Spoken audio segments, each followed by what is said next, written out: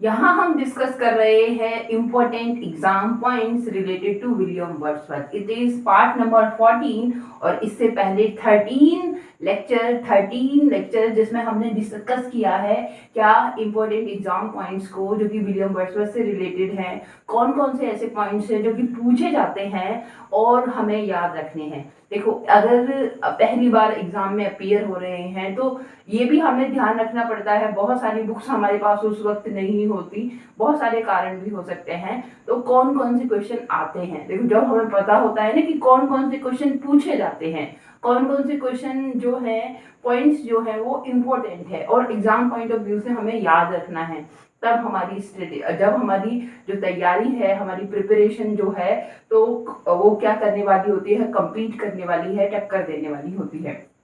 आज के इस लेक्चर में हम यहाँ पर डिस्कस करने वाले हैं सॉलिटरी रीपर। विलियम वर्ड्सवर्थ की फेमस पोएम है, बहुत ही ज्यादा पढ़ी गई है ना, और इंटरेस्टिंग है। यहाँ पर नेचर, एक गर्ल को डिपिक्ट करते हैं और बड़े ही अच्छे तरीके से इस पोएम में एक सॉलिटरी का मतलब होता है अलोन, एक अकेली लड़की जो कि क्या कर रही है, रीपिंग कर रही है, अपनी फसल को क्या कर रही है, काट रही है, उसके बारे में बताते हैं।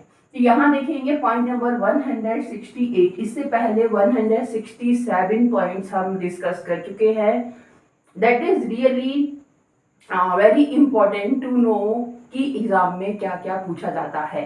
ठीक है, तो यहाँ पर है पॉइंट नंबर 168। और सबसे पहले क्या मैंने यहाँ बताया है कि ये जो सॉलिटरी रीपर है वो क्या है, एक स्कॉटिश गर्ल है। ये सॉलिटरी रीपर क्या होती है, एक स्कॉटिश गर्ल होती है और वो क्या कर रही है, गा रही है कोई सॉन्ग।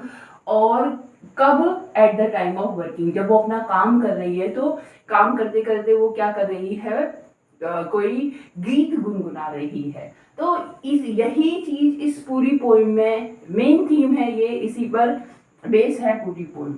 यहाँ जानते हैं कि कब लिखी गई, तो 1805 में ये पोइम लिखी जाती है। पब्लिश कब होती है, तो 1807 में ये पब्लिश होती। और ये है क्या है, क्या जेनरे है इसका, तो ये एक बल्लड्स है, एक बल्लड है, बल्लड्स मैंने लिखा है, सॉरी, बल्लड है। बल्लड कहने का मतलब क्या है, देखो बल्लड क्या होती है, पोइम्स होती हैं, पोइम विद स्टोरी। ठीक है, पोइम के फॉर्म में स्टोरी है। जैसे कि हम देखें तो हमारे यहाँ पर बुंदेलखंड में एक बड़ी ही सुभद्रा कुमारी चौहान ने लिखी है कि खूब लड़ी मर्दानी वो तो झांसी वाली रानी थी। तो ये एक पोइम है, पर ये एक पोइम नहीं, इस पोइम के अंदर एक स्टोरी है। और स्टोरी किसकी स्टोरी है, झांसी की रानी की स्टोरी है। तो वो क्या है, एक बल्लड है।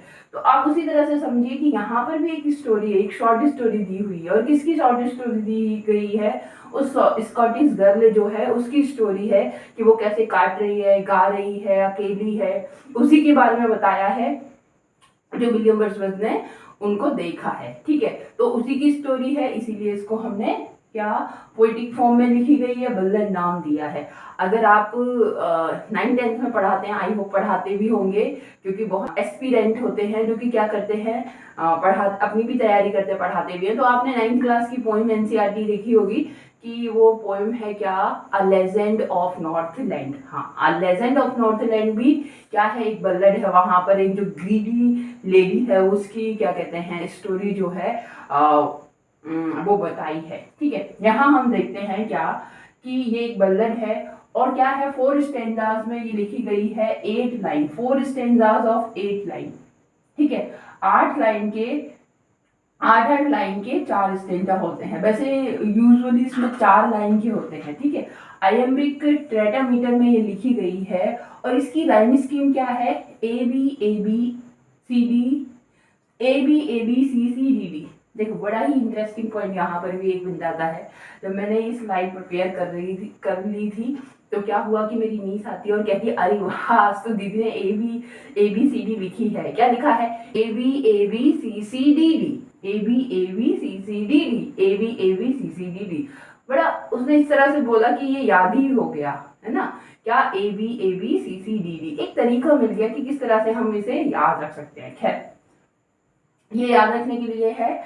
अच्छा, एक और पॉइंट जहाँ यहाँ पर जानना जरूरी है वो क्या है, हैब्रिड्स। ये क्या है, एक जगह है, एक एरिया है जो कि वेस्टर्न कोस्ट में पड़ती है और कहाँ पर, स्कॉटलैंड में। ठीक है, तो ये इस प्लेस को याद रखना पूछ लिया जाता है यहाँ पर। आगे हम देखते हैं, देखो इस पोएम की बहुत सारी लाइन है, इजी लिखी गई है, समझ में आती है, मगर यहाँ क्वेश्चन ये पूछ लिया जाता है कि ये जो लाइन है क्या, behold her single in the field yon solitary highland lass. तो ये लेस कौन है ना, तो ये लेस कौन है, लेस का मतलब होता है लड़की, लड़की नहीं छोरी, और इसी का एक अपोजिट है क्या, लेड, LAD लेड, इसको हम कहते हैं क्या, लड़का, लड़का नहीं छोरा, ठीक है। तो यहाँ पे इन्होंने लेस की बात की है, तो क्वेश्चन ये पूछा जाता है कि भाई ये लेस कौन है, लेस कौन है, तो लेस है एक सॉलिटरी रीपर, ये वो लेस जो है वो क्या है, एक रीपर है, लेस क्या है, रीपर है, ठीक है।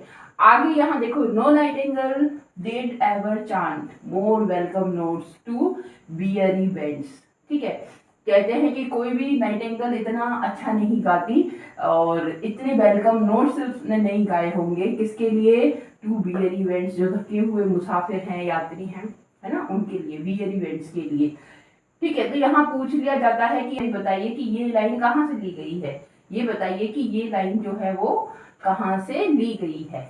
आगे हम देखते हैं, लिखा है कि in spring time from the cuckoo bird breaking the silence of the seas among the farthest Hebrides.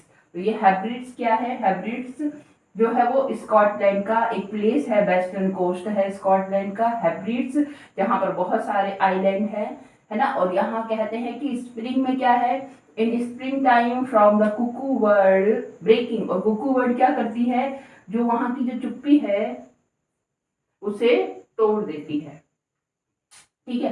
तो यहाँ हमने यही जाना, यहाँ हमने इंपॉर्टेंट जो पॉइंट है वो डिस्कस किए, क्या कि सॉलिटरी रीपर, सॉलिटरी का मतलब अलोन, स्कॉटिश गर्ल, इसमें है क्या करती है, सिंग करती है अपना काम करते हुए, रिटन होती है ये पोइम 1805 में, पब्लिश होती है 1807 में, बल्लड है ये, 4 स्टैंजास इसमें है, 8 लाइन के। हेब्रिड्स एक प्लेस है, वहां पर विलियम वर्ड्सवर्थ जाते हैं स्कॉटलैंड में, इस प्लेस को देखते हैं, नेचुरली ये बहुत ही ज्यादा प्लेंटीफुल है, ग्रीनरी यहाँ पर है, अच्छा लगता है। और एक लड़की की बात करते हैं जो कि सॉलिटरी रीपर है, गाती है, नाइटिंगेल, नाइटिंगेल से भी अच्छा ये गाती है, और कुकू बर्ड जो है वहां पर क्या करती है, उस साइलेंस जो है उसको क्या करती है, ब्रेक कर देती है कहाँ पर, हेब्रिड्स जो एरिया है, जो प्लेस है वहां पर। यहाँ पर हमने जाना all about solitary reaper. I hope कि ये लेक्चर आपको बहुत अच्छा लगा होगा। Thanks for watching it, like share subscribe it for more, thank you.